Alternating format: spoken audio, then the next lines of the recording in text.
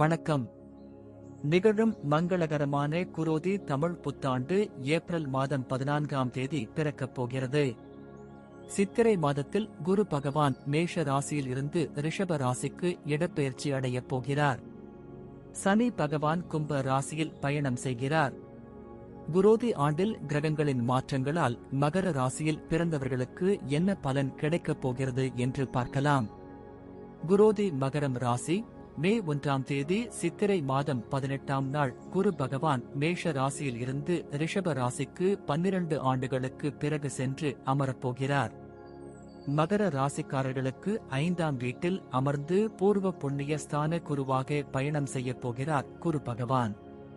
குரோதி ஆண்டில் குருவின் பார்வை உங்கள் ராசியின் மீது விழுகிறது.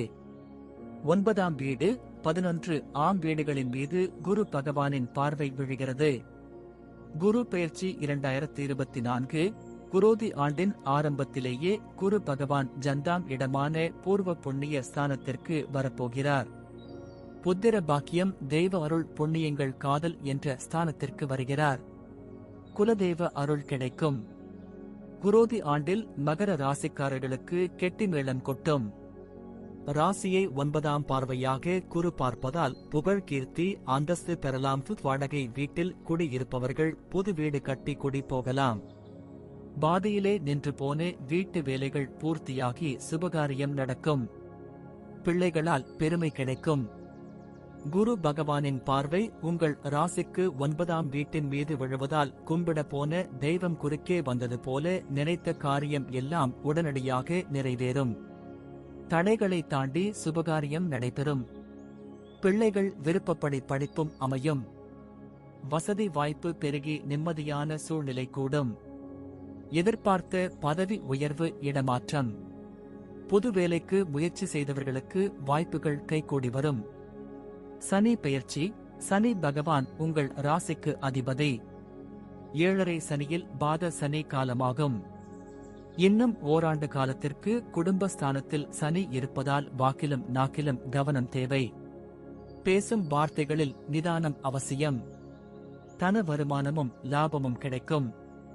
சனியின் பார்வை ராசிக்கு 4ஆம் வீடு, 8ஆம் வீடு, 11ஆம் வீடுகளின் மீது விழுவதால் கஷ்டங்களை எளிதாக கடந்துவிடலாம். புது தெம்பு வந்துவிடும். 2025ஆம் ஆண்டு மார்ச் வரைக்கும் சனி பகவான் பாத சனியாக தொடர்வதால் கொஞ்சம் கவனம் தேவை. குரோதி ஆண்டின் இறுதியில் 7.5 சனி முடிவுக்கு வரப்போவதால் தெம்பும் தைரியமும் அதிகரிக்கும். ராகு கேது யோகம். குரோதி ஆண்டு முழுவதும் ராகு 3ஆம் வீட்டிலும் கேது பாக்கியஸ்தானமான 9ஆம் வீட்டிலும் பயணம் செய்கின்றனர். குரோதி ஆண்டு முதல் உங்களுக்கு செழிப்பான வாழ்க்கை அமையும். புது முயற்சிகள் யாவும் வெற்றி பெறும்.